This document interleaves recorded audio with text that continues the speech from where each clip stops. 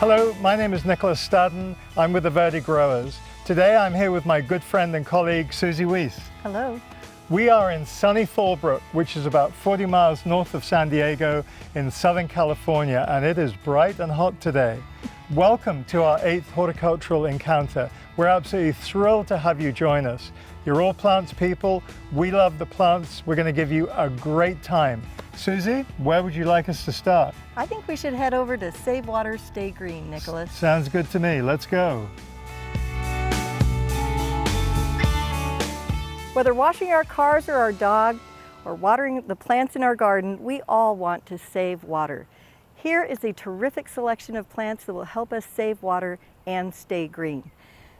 The first we have here are 2 leucadendron. These come from the breeding program of John Cho in Hawaii.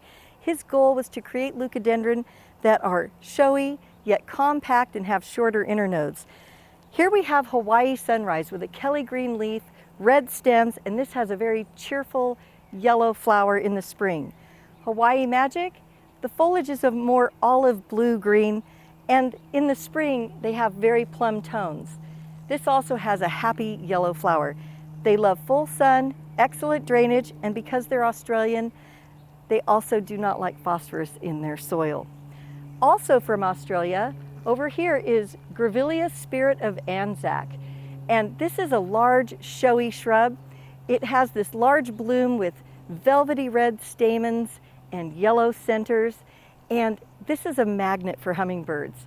And it will bloom nearly year-round in mild climates. It's a large shrub. It grows 8 to 10 feet tall and wide. It establishes quickly. So I think it's a great candidate for a slope. The foliage is a gray-green that complements the bloom and as well as other plants in the garden.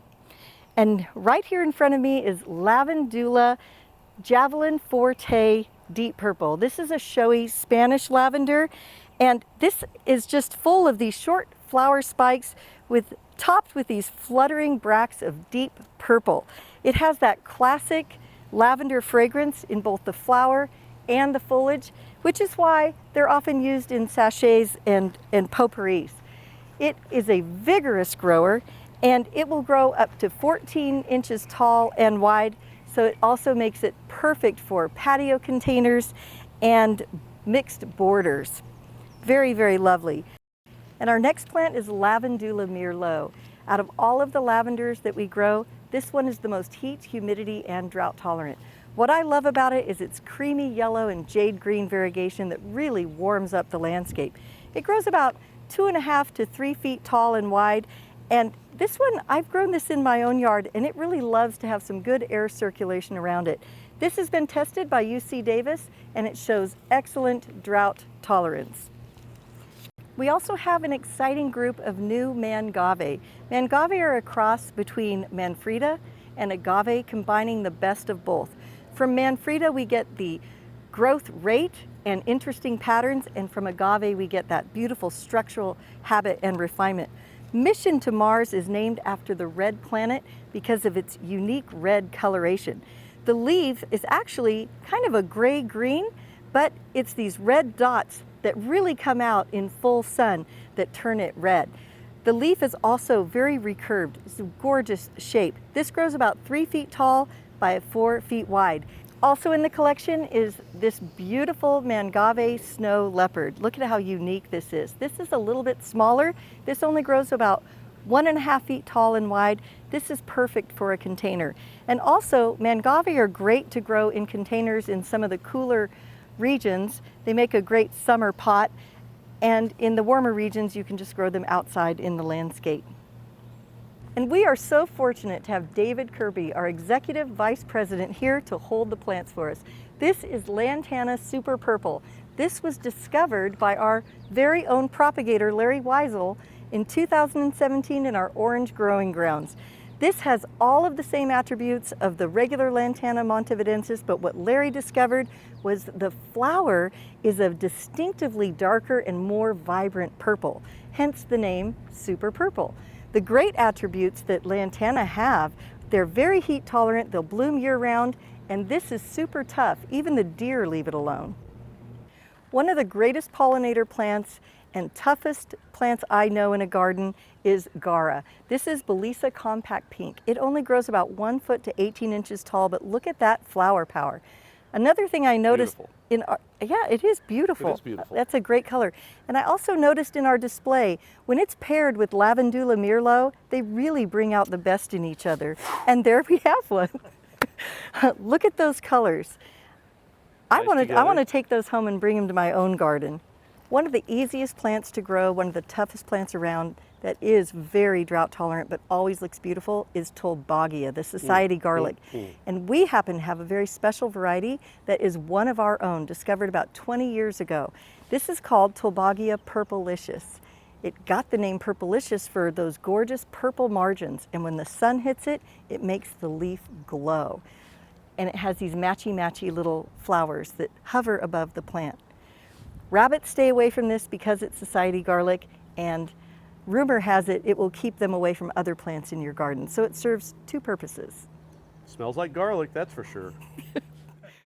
And like society garlic, we have Rosmarinus Roman Beauty. This is another culinary delight. Roman Beauty is very special in that it has a higher oil content and a spicier flavor for cooking. Sunset likes to call it chef's choice. In the landscape, what I love about it, it only grows 1 foot tall by 1 foot wide. So when you think of those tight areas next to sidewalks where people typically like to use rosemary, this one isn't going to grow out into the sidewalk where you end up with a hard edge when they edge it. This one also stays nice and fluffy looking as it's growing. It doesn't get rangy. Great variety. I mean, really, save yourself a trip to the grocery store, plant a rosemary. Here's an exciting new Vitex. This is from the Chicago Botanic Garden. It's called Chicago Land Blues. What we love about this is that the flowers are sterile. And why is that important? Vitex bloom all summer with these really beautiful flower stalks, but on the East Coast, they've been known to be very invasive. So when you have sterile flowers, they're not invasive. The other thing about this, it only grows to about 5 to 6 feet tall by 10 feet wide. So you could tuck it into the back of your garden and just let all of the hummingbirds and the bees and the butterflies feast all summer long. And for you southern gardeners, don't be worried about the Chicago Land Blues. I mean, you might as well call this San Antonio Land Blues or Albuquerque Land Blues or San Diego Land Blues. I mean, this thing works everywhere in the Southwest. Absolutely great plant. Beautiful. Thanks, Susie. Beautiful.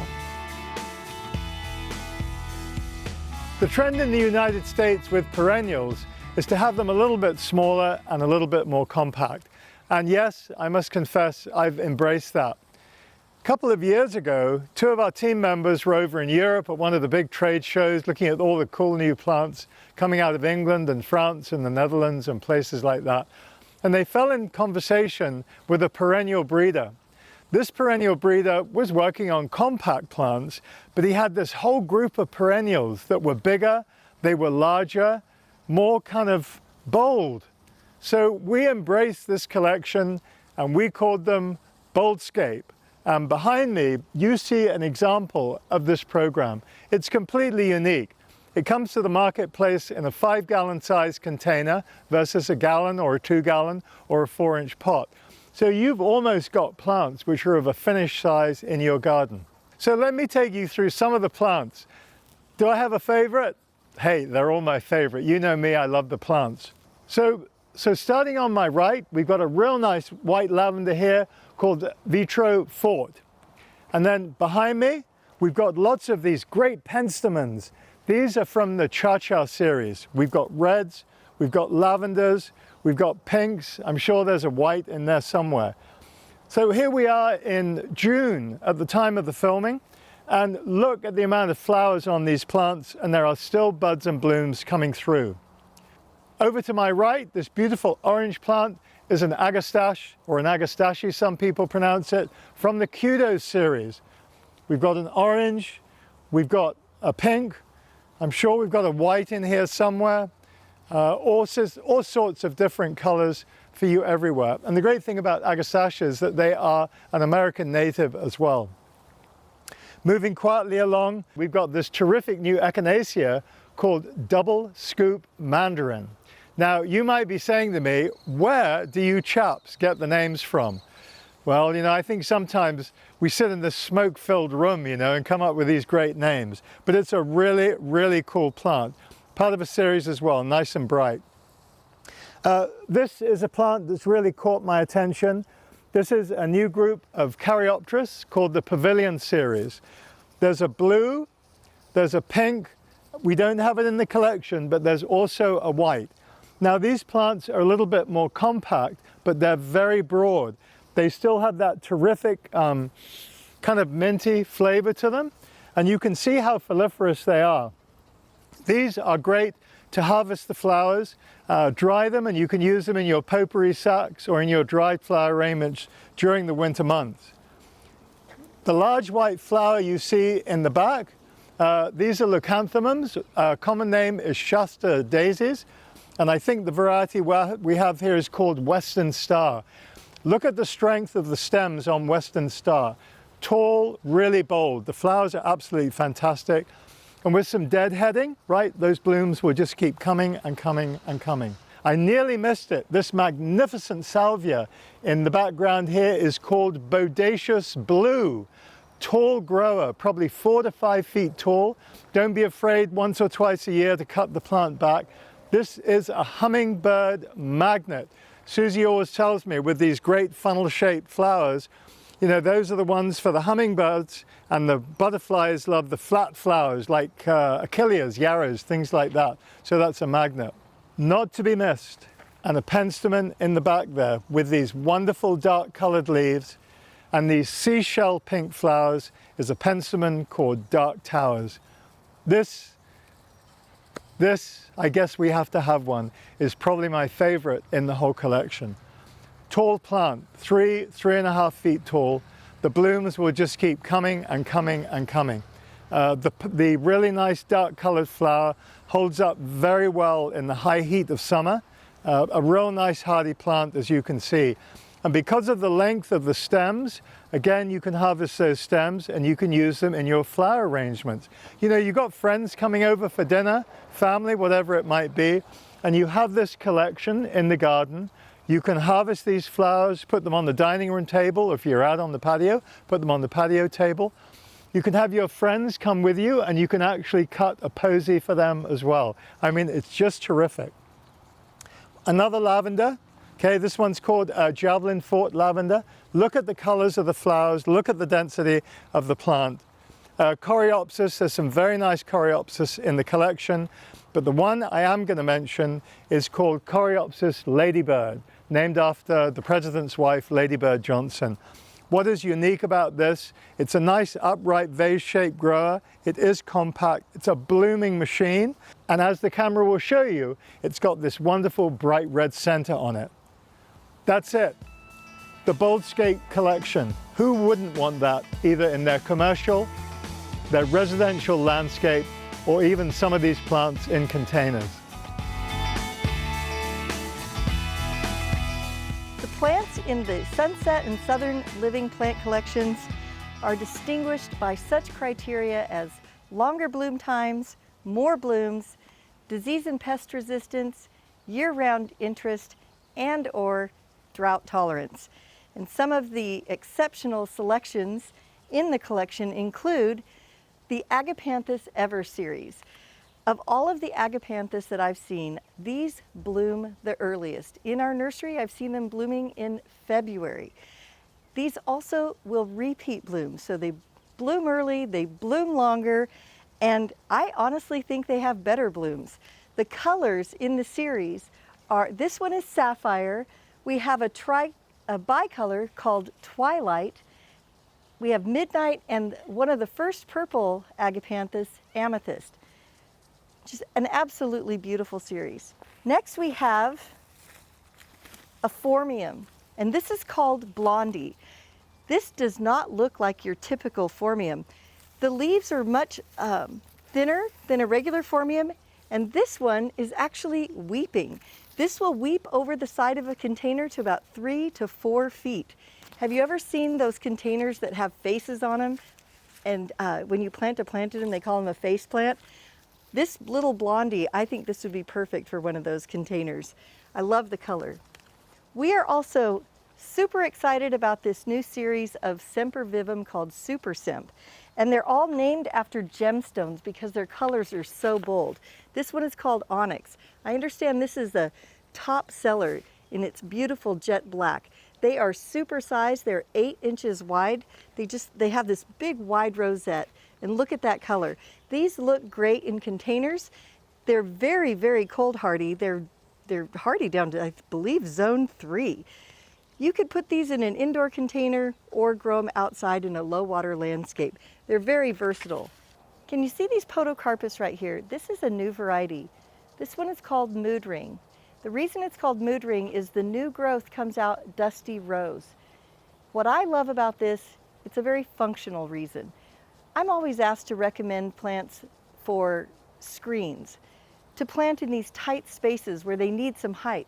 This plant grows 12 feet tall by only 3 to 4 feet wide. So it is just a natural, beautiful screen. Right next to it is a Teco Maria. This is in the Cape Town series. The Cape Town series is super special because these only grow 4 to 5 feet tall and wide. They come in yellow, orange, we also have red, and there's a beautiful coral pink. They have all of the great attributes of Teco Maria. They're very heat and drought tolerant. You get that bloom that's nearly year-round, and the hummingbirds love them. So Teco Maria Cape Town series. And here's an exciting new, very low water plant. I can already see the butterflies going crazy for these tight, bright pink clusters at the tips of its many, many branches. This is called Pimalea magenta mist. This one's native to the coastal areas of Australia, so it loves good drainage. It also likes full sun, but it can take a little light shade as well. The foliage is a beautiful glossy green, and it grows only 2 feet tall and wide. So it'll fit well in many areas of our garden. I love those happy pink blooms. Another low water, very low maintenance plant is this callistemon named Light Show. It's very similar to Little John, but the foliage is a more emerald green, and the blooms are a vibrant, vibrant orange red. This also will stay only to about 3 to 4 feet tall, and with minimal pruning, you can keep it at 2 feet. This is just a really functional plant. You can use it in medians, in borders, in any low water landscape. And now we have Mahonia soft caress. And this has fabulous texture. It grows about 3 feet tall and wide. This is great because this will grow in dry shade. And it blooms during a time of the year when not a lot's going on in the garden. It has these golden candles at the tips of each branch, and it grows from the base, similar to an Andina, so it stays nice and full. But the best thing about it for me is this beautiful texture. It has a very versatile look. It looks kind of like a Phoenix Robellini, so I think it'll work well in a tropical garden. Because it's a Mahonia, it'll work well in a natural garden. And also with these linear leaves, I think it looks beautiful in an Asian garden, maybe with one of those craftsman style homes. 3 feet by 3 feet, dry shade, Mahonia soft caress. And finally, we have Little Miss Figgy. This Little Miss Figgy is a dwarf fig. It grows 4 to 5 feet tall and wide, and it has yummy fruit. This was a branch mutation from Violet de Bordeaux. So the regular fig we love because they have yummy edible fruit, but they also grow to about 15 to 30 feet tall. This nice compact size you could put in a terracotta pot out on your patio or tuck it into your garden. The smaller size is really great for our urban gardens. Look at the lobed blue-green foliage. It's just a beautiful plant, and with the edible fruit, it's another plus. And here we have the Sunset and Southern Living plant collection. One of the incredible things that's happened with tropical plants in America is how they have moved across country. Years and years ago, these types of plants were only ever found in the southern regions, down in Florida, Southern California, etc.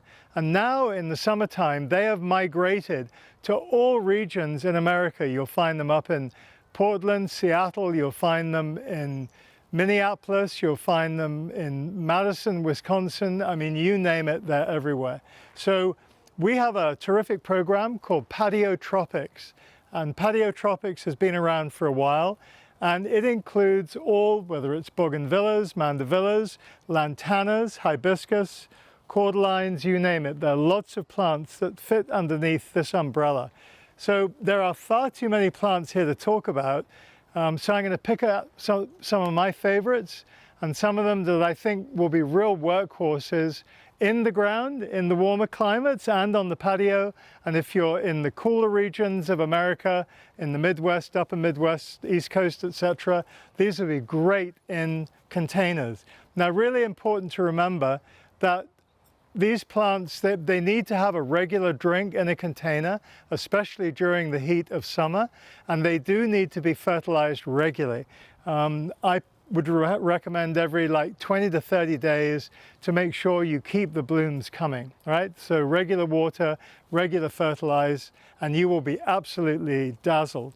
Okay, so are you ready? Pens, papers, you got the plant list? Here we go.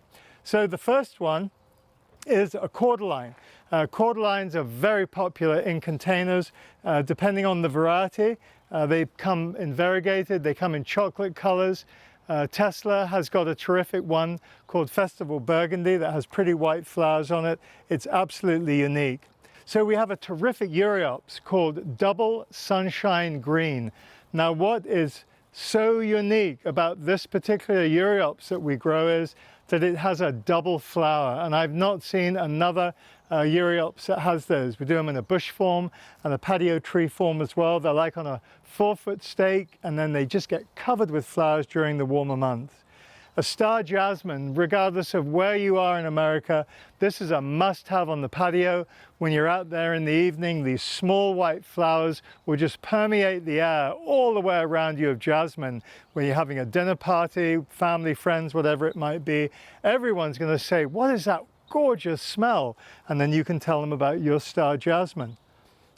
This is a fuchsia called Gardenmeister, originated somewhere down in the Caribbean, was a chance discovery. Again, a patio tree or bush form. If it's in a container, keep the plant about 2.5 to 3 feet tall. Has these wonderful coral flowers that are a magnet to hummingbirds.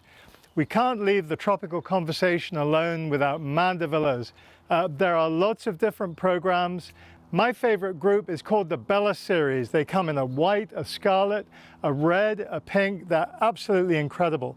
The one I work with is called Bella Compact Red. I have a plant that's 5 years old. I cut her right back once every 2 years.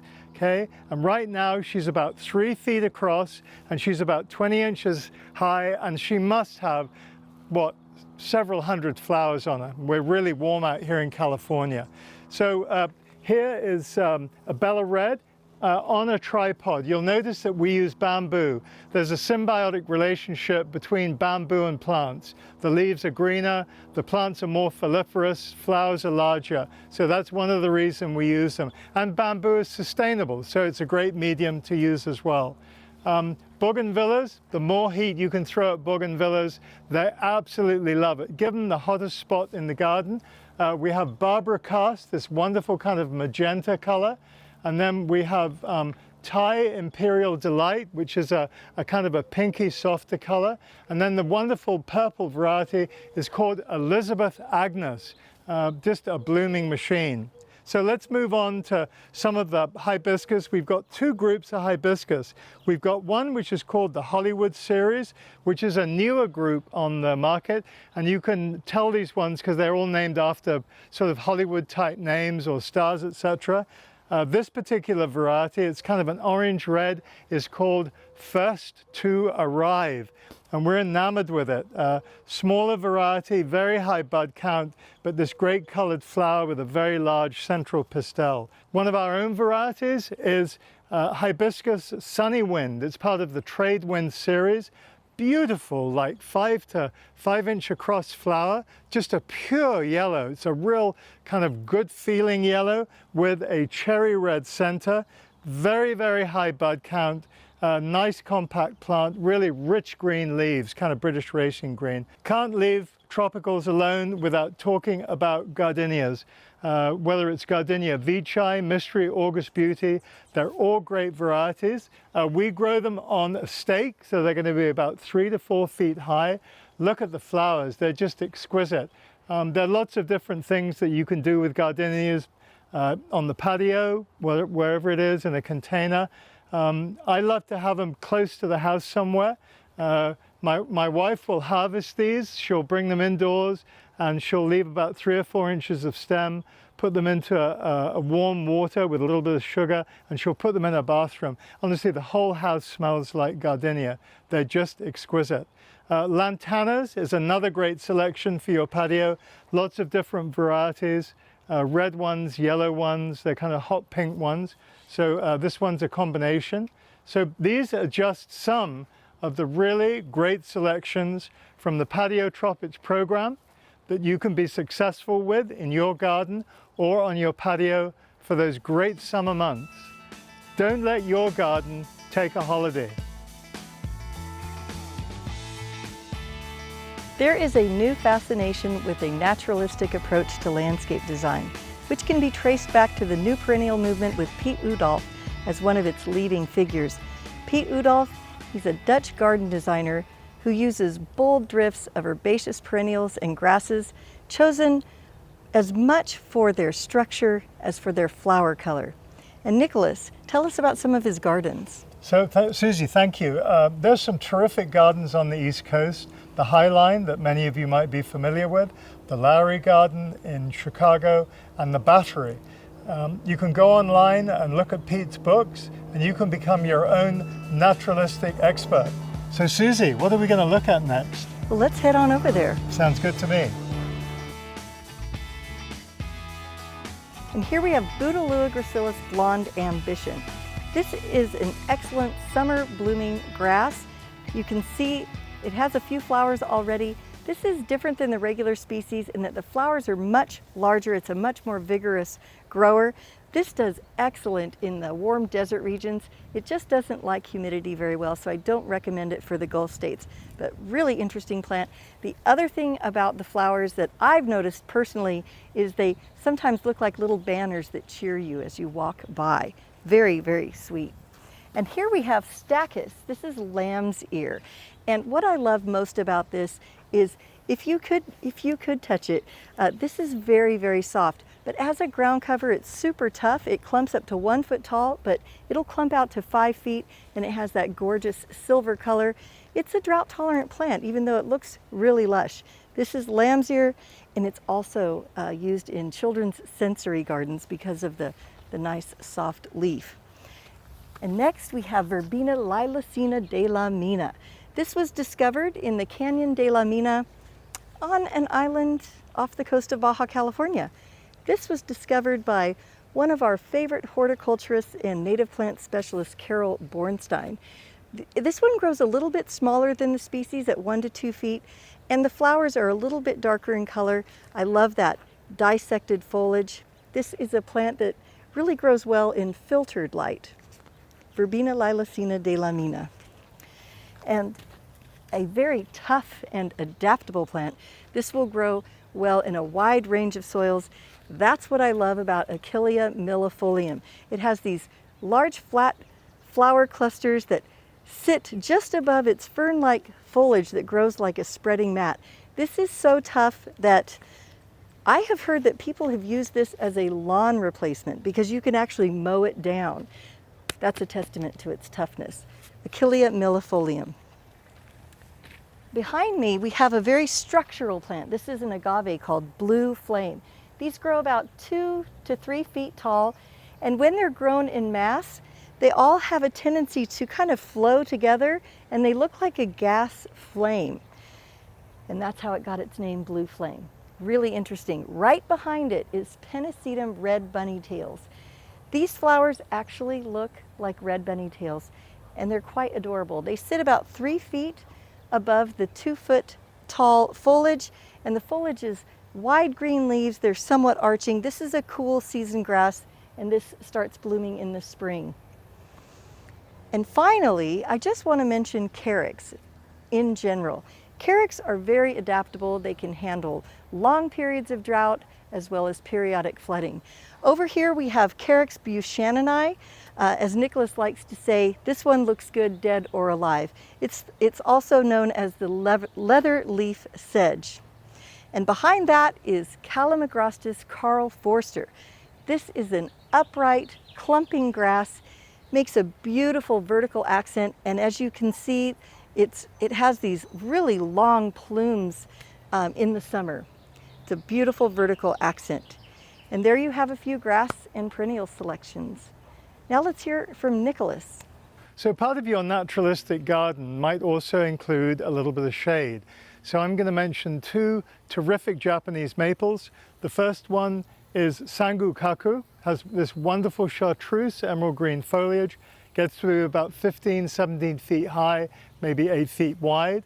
The real attribute of the plant is in the autumn and winter time, when the stems in the colder regions go this real nice coral color. And then the other is a dissectum variety, and this is called Asa Tamayuki Ema, and it really is one of my favorites. The plant can get up to 10 to 12 feet high and probably about 15 feet across. It's really very broad. In the warmer regions where it can perform extremely well, it's going to be much smaller. It's got this outstanding kind of burgundy reddish foliage, has a great cascading habit. The name Tamayuki Ema actually immortalizes a mountain in Japan, but two fabulous choices for a bit of a shade area. Now some other shade plants I'm going to talk about are some heucheras and one particular hosta. And I'm going to go on my knees to do this. For those of you that love to garden, you can order these online. These are gardening stools. You can kneel on them or you can sit on them. They're absolutely great. So I was chatting with a colleague pal of mine the other day about heucheras, and they're still very popular, but I think their day has to come. As a group of plants, they love a dappled shade or full shade position, lots of different varieties. And what's really cool, all the colors. Some of the newer varieties, they're really focusing on the leaves versus the blooms. One really important design tip is if you're using the red or the darker varieties, then don't plant them en masse. What'll happen is it'll look like there's just a black hole in the landscape. So that's where you can use them sparingly and integrate them with some of the other colors. So the first plant is called berry marmalade. The foliage is exquisite, right? And underneath it's a real kind of shiny, deep amethyst color. And you can see by the spent flowers, has a pretty nice flower set as well. This variety here is called marmalade. So using marmalade and the berry marmalade together, you can see how the leaves play off each other. And these are two plants from the bold series. This is lime bold. You can see how they complement each other. And this is amber bold. These are part of the northern exposure group. Just absolutely fabulous. When the new growth comes out, it's a real kind of marmalade orange color. Another choice I would certainly use in that shaded area with the heucheras is the Japanese forest grass. Just exquisite. There's the species and then there's 2 or 3 other varieties. The plant will probably get to be about like 18, 20 inches across and some 12 to 15 inches high. Just makes an exquisite showing. And then I had to mention just one hosta, and this is called Crossa, K-R-O-S-S-A, Crossa regal. This is otherwise known as a giant hosta. The plant will get about 3 feet high and can actually get to 6 feet across. The leaves, once mature, will be about 12 inches long, 8 inches wide. It's a really heavy leaf. It's heavily veined, which makes it more resistant to slugs and snails and those sorts of things. In the summertime, has this exquisite flower, beautiful lavender flower stem that will get sort of 3 feet above the plant. So you've really got something special here. So for those of you that are going to find yourself in Toledo in this year or the next few years, the Toledo Botanical Garden has the most incredible collection of hostas you've ever seen. It's worth going out of your way to go and visit the garden and see this collection of hostas. So there's a few of my choices for the shade area of your naturalistic garden. Back in 1994, a group of nurserymen met in a secret location somewhere in the Midwest. These were larger growers and also regional growers. This meeting was kept very, very quiet. That was the birth of the flower carpet rose. And the flower carpet rose still is a very strong program in many parts of the United States. Anthony Tesler, a real cool guy from Australia, put the program together. And I've had the good fortune to work with Anthony for a lot of years right now. He does quite a bit of public speaking, so if you ever get the chance to go and listen to him, he really is great value for money, really engaging guy. So we're very fortunate at Averdi Growers to work with Anthony and on his collection of plants. So I'm going to just run through some of them, what we work with. All the roses in front, that's part of the flower carpet series. And they come in a multitude of colors. They come in pinks, there's a pink supreme, there's a white, there's a yellow, there's a red, there's a scarlet, there's a new mini cherry, which is absolutely killer. I've been working with mini cherry for about 2 years now, and I'm very, very impressed with the plant. So then Anthony moved on to other groups of plants, cannas, Canna tropicana, Canna tropicana black, Canna tropicana gold, absolutely terrific plants. They always have unique colored leaves and just fabulous flowers as well. They can be used in containers, they can be used in ground. They're really a multi-purpose plants. Cordylines. Anthony has done some great work with cordylines, and he brought to the market the first cordyline that was a clumper. Most cordylines are single stemmed. In the warmer regions, they're going to get to like 18 to 20 feet tall. I mean, they're really, really cool. So the group that we have here with us today, this is Cordyline Festival Burgundy. And Festival Burgundy is a clumping cordyline. They get about 3 feet high, about 3 feet across. They're a USDA zone 7 to 8. In the warmer regions of America, they're terrific in the ground. In the colder regions, then they need to be in containers. But who would not want this plant on their patio during the summer months? It's absolutely fantastic. We're really fortunate to have a plant here that's actually got blooms on it. These cordylines have to be about 3 years old to have flowers on them. And you can see how the flowers hold above the foliage. They're really unique. So then coprosmas, otherwise known as the mirror plant. We've got 2 coprosmas in the collection. You can recognize those plants because they're in a gold container and they have Anthony Tesler plants on the side of them. And just going back, all the flower carpets are in the pink pot and then they have flower carpet on them. So that's how you recognize those. That's how you know you've got the correct branded plant as well. So coprosmas, otherwise known as mirror plants, they're tender. They're in ground in the warmer climates, great container plants in the colder regions. We've got Pacific Sunrise and Pacific Sunset. When we do the close-up for the camera, you can really see the difference. Moving on from coprosmas, Anthony then started looking at magnolias. This is a long-term crop, and the breeder he works with in New Zealand has done just a stunning job. The first one was called Black Tulip. Black Tulip is an upright variety, gets to about 15 to 18 feet high and has these really dark amethyst colored flowers that are just like tulips. They never fully open, and because they never fully open, they really have a terrific long-lasting effect on the plant. Now there are other colors of flowers coming in the collection, so really keep an eye out for these.